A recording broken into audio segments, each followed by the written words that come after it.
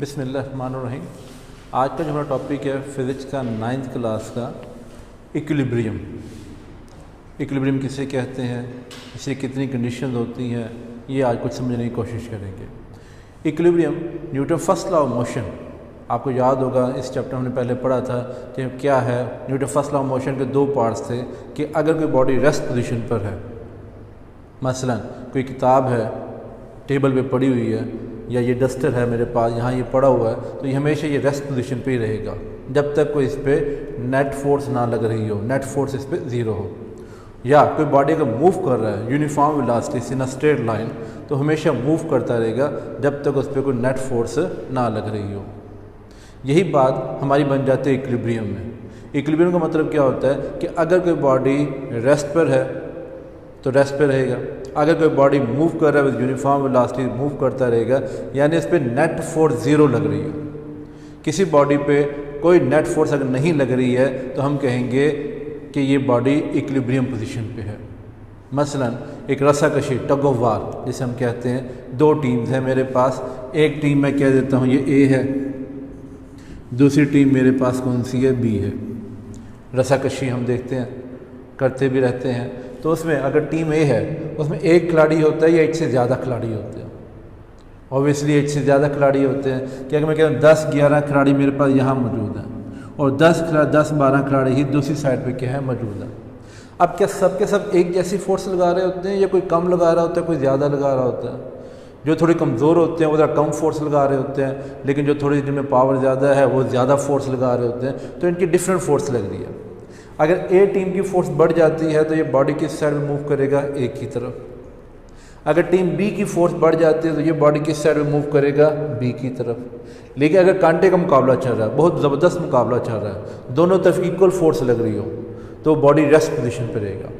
अब इस वक्त फोर्सेस तो लग रही हैं, लेकिन उनका नेट जो उनसे है, उनका जो रिजल्टेंट फोर्स जो उनसे होगी वो हमारे पास क्या होगी, ज़ीरो होगी। तो ज़ीरो होने की बुनियाद पे हम क्या कह सकते हैं कि ये बॉडी किस में है, इक्विलिब्रियम कंडीशन में है। तो पहले तो नंबर पे हमारे पास आ जाता है इक्विलिब्रियम में, या तो बॉडी यूनिफॉर्म वेलोसिटी से मूव करेगा, जो यूनिफॉर्म वेलोसिटी जब मूव करता है बॉडी तो उसका एक्सेलरेशन, क्योंकि चेंज इन वेलोसिटी नहीं होती। जब चेंज इन वेलोसिटी नहीं हो रही है तो उसमें एक्सेलरेशन भी क्या होगा, ज़ीरो होगा। अगर बॉडी यूनिफॉर्म वेलोसिटी से मूव कर रहा है, जो एक्सेलरेशन कहते ही इसी है the rate of change in velocity. जब वेलोसिटी में चेंज नहीं है तो एक्सेलरेशन हमारे पास ज़ीरो है। अगर एक्सेलरेशन ज़ीरो है तो according to Newton second formula, अगर ए की वैल्यू में ज़ीरो पुट कर दूं तो नेट फोर्स भी हमारे पास कितनी आएगी, ज़ीरो। यानी बॉडी क्या होगा, रेस्ट पोजीशन पे होगा या यूनिफॉर्म वेलोसिटी से मूव कर रहा होगा।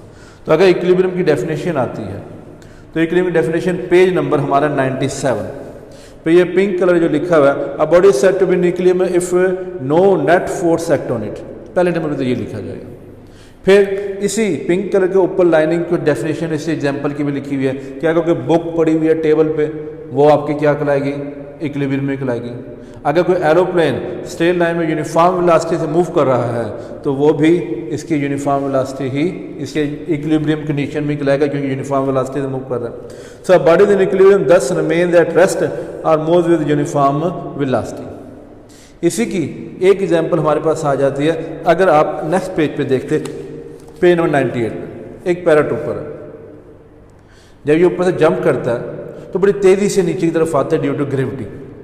लेकिन जब उन्हें पैराशूट को ओपन कर लेता है तो उस वक्त यूनिफॉर्म वेलोसिटी से नीचे आ रहा होता है। अभी भी ग्रेविटी की वजह से आ रहा है, लेकिन ग्रेविटी की वजह से यूनिफॉर्म वेलोसिटी के नीचे आ रहा है। तो यूनिफॉर्म वेलोसिटी से जब नीचे आ रहा होता है ड्यू टू ग्रेविटी, तो उस वेलोसिटी को बोला जाता है टर्मिनल वेलोसिटी। तो टर्मिनल वेलोसिटी से जब बॉडी मूव करता है तो उस वक्त बॉडी क्या कहलाएगा, इक्विलिब्रियम में कहलाएगा, जब ये यूनिफॉर्म वेलोसिटी से मूव कर रहा है। तो ये हमारे पास आ जाता है इक्विलिब्रियम। इसके हमारे पास एग्जांपल्स आएंगे। अगर मेरे पास इवन कोई पिक्चर है, मेरे पास एक पिक्चर है, फ्रेम है, दीवार के साथ अक्सर आपने देखा होगा फ्रेम हैंग किए हुए होते हैं, उनके साथ ये रस्सियाँ वगैरह लटकाई जाती है उसे हैंग करने के लिए। तो इस वक्त भी हमारे पास जो फ्रेम का जो वेट है वो किस साइड पे एक्ट कर रहा होगा, डाउनवर्ड। जबकि जो स्ट्रिंग्स हैं इनमें जो टेंशन होगी वो किस साइड पर होगी, अपवर्ड। लेकिन वो बॉडी मूव नहीं करता। पंखे की बात की जाए, लटका होता है, मूव कर रहा होता है, लेकिन ना वो डाउनवर्ड आ रहा है ना वो अपवर्ड जा रहा है, तो वो इक्विलिब्रियम कंडीशन में कहलाएगा। इस तरह कोई पिक्चर फ्रेम वगैरह है वो भी किस कंडीशन में कहलाएगी, इक्विलिब्रियम कंडीशन में कहलाएगी। इक्विलिब्रियम कंडीशन के बाद हमारे पास इसकी कंडीशंस हैं। अच्छा पेपर में आ जाता है there how many condition for equilibrium, तो यहाँ पे तो 2 कंडीशन ऑफ इक्विलिब्रियम मानी जाएगी। How many condition of equilibrium?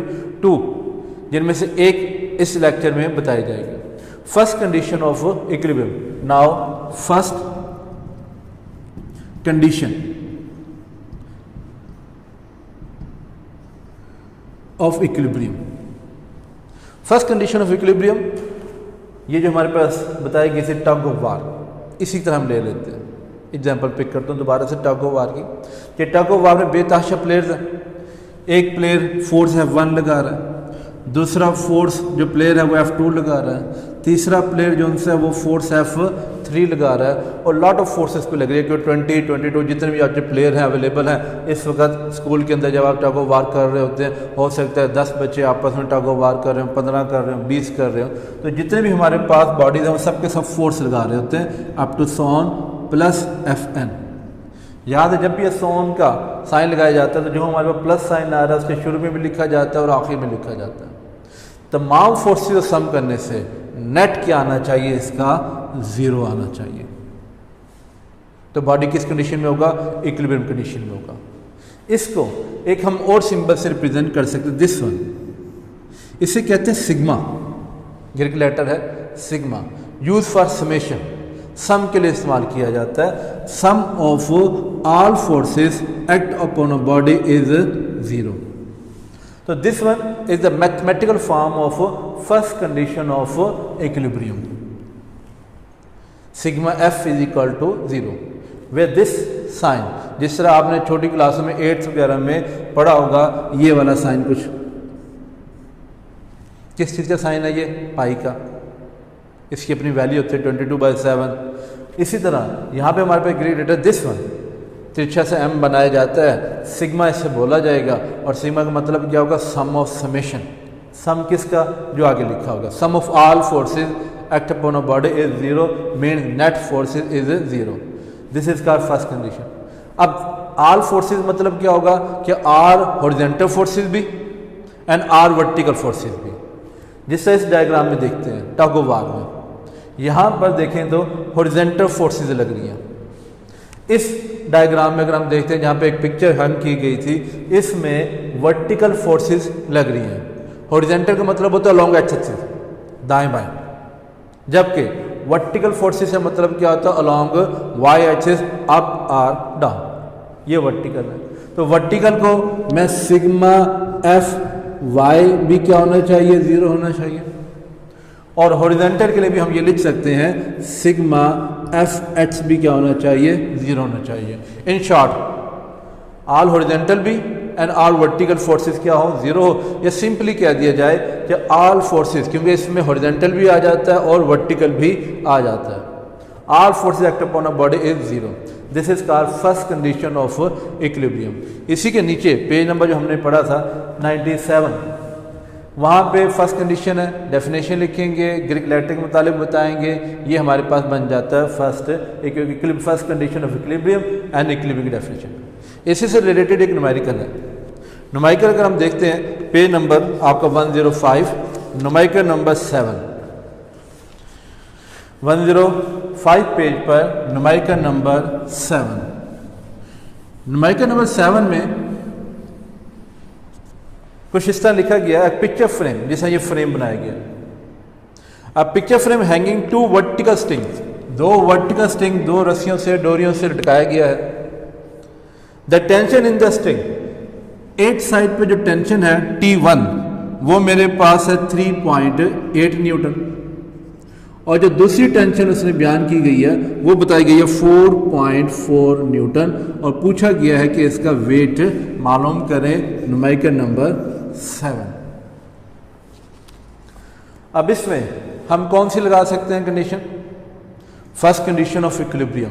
2 से टेंशन दी गई है, टेंशन हमेशा किस साइड पर होती है? अपवर्ड होती है। वेट बॉडी का हमेशा किस साइड पर होता है? डाउनवर्ड होता है। तो इस पूरे अकॉर्डिंग डाटा जो है 3 फोर्सेस लग रही हैं। एक फोर्स ग्रेविटी की वजह से और 2 फोर्स उसके रिएक्शन जो टेंशन बन जाता है। तो यहाँ पे लिखा जा सकता है, सोल्यूशन में आप साइड पे डायग्राम बना सकते हैं। ये हमारा गिवन डाटा बन जाता है according to first condition of equilibrium. According to first condition of equilibrium. Sum of all forces equal to 0। अब कौन कौन सी फोर्सेस हैं? T1 plus T2 plus W equal to 0। लेकिन यहां थोड़ा गौर से देखेंगे, दो फोर्सेस ऊपर की तरफ लग रही हैं और एक फोर्स किस साइड पे लग रही है? नीचे की तरफ लग रही है। जो फोर्स एक वेक्टर क्वांटिटी है, अगर मैं ऊपर वाली फोर्स को पॉजिटिव ले रहा हूँगा तो नीचे जो फोर्स होगी वो क्या ली जाएगी? नेगेटिव ली जाएगी। या अगर नीचे वाली को पॉजिटिव ले रहा हूँ तो ऊपर वाली जो है वो क्या ली जाएगी? पॉजिटिव। एक साइड की पॉजिटिव ली जाती है और एक साइड क्या ली जाती है? नेगेटिव ली जाती है। तो यहाँ पे मैं तीनों का सम करूँगा, लेकिन W के साथ जो सा होगा वो साइन कौन सा लगाऊंगा? माइनस का। क्यों माइनस का लगाऊंगा? क्योंकि ये अपोजिट इन डायरेक्शन है। T1 और T2 दोनों को प्लस क्यों किया? Because both are in same direction. W के साथ माइनस क्यों लगाया? क्योंकि ये अपोजिट डायरेक्शन में उसके अप्लाई हो रही है फोर्स।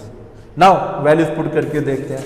T1 के बदले 3.8 न्यूटन, T2 के बदले 4.4 न्यूटन माइनस W जो वेट है इक्वल टू 0। अब 3.8 प्लस 4.4 का अगर ऐड करूं तो ये बन जाता है 8.2 minus W is equal to 0। Minus है, दोनों साइड पर अगर W प्लस कर दिया जाए तो यहाँ पर तो कैंसिल हो जाएगा और वहाँ बन जाएगा 8.2 इज इक्वल टू W। जब W इधर माइनस हो रहा तो जाके प्लस हो गया, तो ये बन जाता है W wait of the frame is 8.2 Newton. ये इसका आंसर आ जाता है। हर न्यूमेरिकल में हमेशा आखिर में आपने हेडिंग देनी है किसकी? रिजल्ट की। और रिजल्ट में आपको पहले भी बताया गया था कैसे लिखना है। अकॉर्डिंग स्टेटमेंट को आपने पिक करना है। यहाँ पूछेगा find the weight of the picture frame, तो ये लिखेंगे the weight of the picture frame according to given data. The weight of the picture frame according to above data is 8.2 newton. जो भी नंबर आ रहा हो न्यूमेरिकल में, answer आ रहा हो, कोशिश करनी है कि वो आखिर में लिखा जाए। So the result, the weight of the picture frame according to above given data, according to above given data is 8.2 newton. और आंसर को आपने क्या लिखना है? बोल्ड लेटर में लिखना होगा। ये हमारे पास इसका न्यूमेरिकल आ जाता है। Hope understand. शुक्रिया।